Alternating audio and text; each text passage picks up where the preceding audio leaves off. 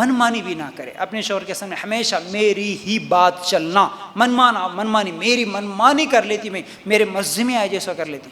تو بہرحال ایک بات یہ بھی یاد رکھو، بات یاد آئی کہ عورت اکثر نہیں، میں جب بھی کوئی بات بولتا ہوں تو وہ سب عورتوں کے لیے نہیں ہوتا. الحمدللہ دیندار عورتیں، اللہ سے ڈرنے والی عورتیں ماشاءاللہ بہت ساری ہے، لیکن اکثر تو ایسی ہے جو بے دین ہے. آپ بھی جانتے ہیں اس بات کو، ہمارے معاشرے میں بے دین عورتیں ہی زیادہ ہیں. انہی کی وجہ سے گھروں کو کیا ہے آگ لگ جاتی ہے، گھر برباد ہو جاتے ہیں.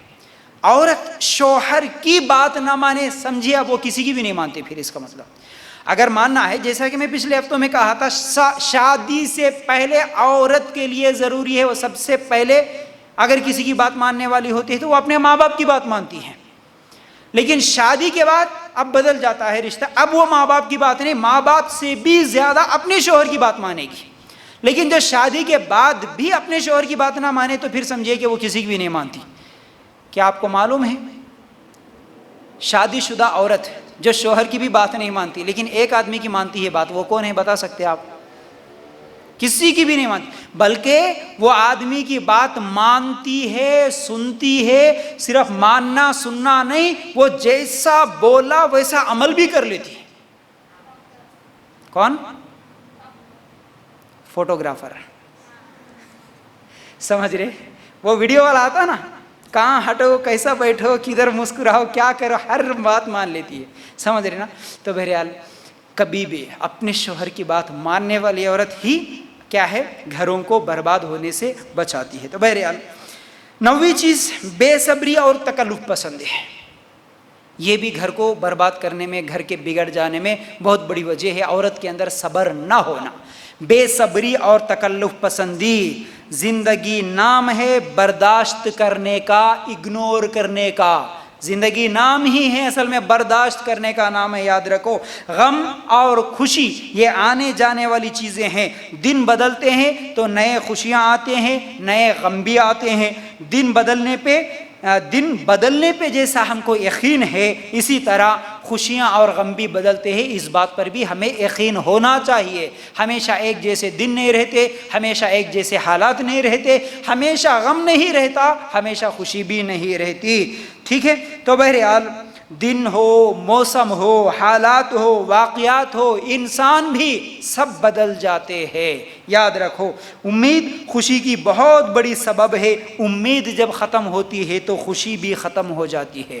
امید خوشی کی بہت بڑی سبب ہے. امید رکھو میرا شوہر بدلے گا، امید رکھو گھر کے حالات بدلیں گے، امید رکھو آج بیماری، تکلیف، غریبی، پریشانی، لیکن حالات بدلیں گے. امید رکھو.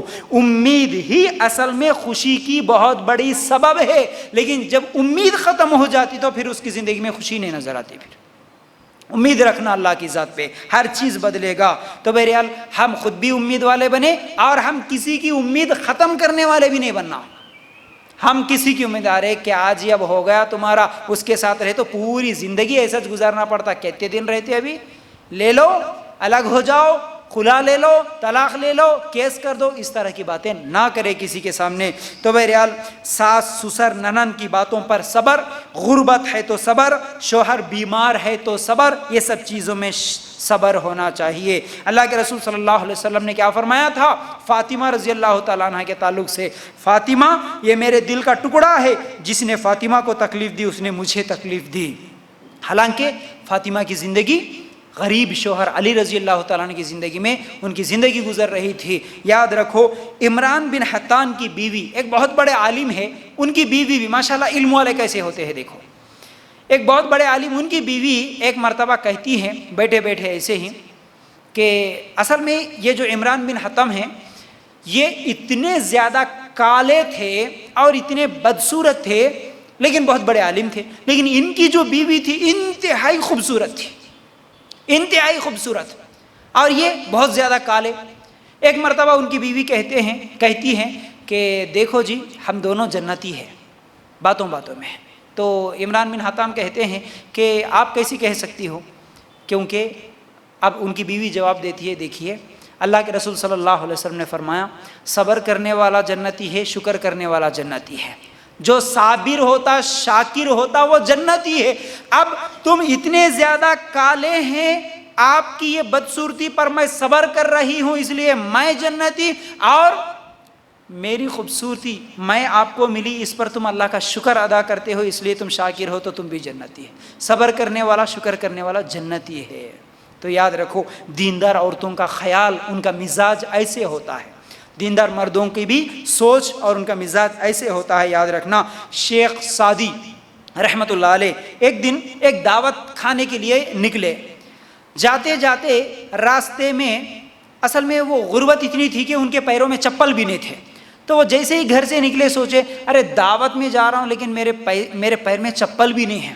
یعنی ہم کوئی گناہ نہیں کرتے، ہم کوئی غلطی نہیں کرتے، لیکن ہماری حالت ایسی ہے کہ ہمارے پیروں میں چپل تک نہیں۔ تھوڑی ہی دور گزرے، وہاں پر ایک آدمی ایسا دکھا جس کے پیر ہی نہیں ہیں، جس کے پیر ہی نہیں، جیسے ہی اس کو دیکھے سجدے میں گر گئے اور اللہ تعالیٰ کا شکریہ ادا کیا، اے اللہ میں سوچ رہا تھا اصل میں میرے پیر میں چپل نہیں ہے، میری غریبی، میری تکلیف ہے، حالانکہ وہ آدمی کو چپل تو چھوڑو، چپل پہننے کے لیے اس کو تو پیر بھی نہیں ہے، وہ کتنی تکلیف میں گزار رہا۔ تو اس لیے اپنی تکلیف کو کبھی بڑی تکلیف نہیں سمجھنا، دوسروں کی تکلیف کو بھی دیکھنا ہے کہ وہ لوگ کیسے زندگیاں گزار رہے ہیں، تب جا کے ہمارے اندر شکر کا جذبہ ہوتا ہے۔ تو بہرحال اگر اسی طرح ہم صبر کے بارے میں دیکھیں، عائشہ رضی اللہ تعالیٰ عنہ مومنوں کی ماں، نبی کی سب سے پیاری بیوی، لیکن کوئی اولاد ہی نہیں ہے، پوری زندگی کیسے گزار دی ہے، اولاد ہی نہیں ہے۔ آج ہم اولاد 4-5 سال دیر سے ہو گئے تو کتنا ٹینشن، کتنی پریشانی میں آتے ہیں، کتنی شکوے شکایتیں کر لیتے ہیں۔ تو عائشہ رضی اللہ تعالیٰ عنہا بغیر اولاد کے ہی پوری زندگی گزار دی، اور نبی کریم صلی اللہ علیہ وسلم پورے انبیاء کے سردار ہیں، اس کے باوجود بیٹیوں والے تھے، بیٹا نہیں تھا، پوری زندگی گزارے نا۔ تو ہم ہمارے انبیاء کو، ہمارے صحابہ کی زندگیاں دیکھ کر ہمارے اندر صبر لے کے آنا۔ بہرحال ہر چیز صبر، گھر کو آتے ہی غصے سے بات کرنا ہو، پھر گھر کو آتے ہی ہر چیز شکوے شکایتیں کرنا ہو، یہ بہتر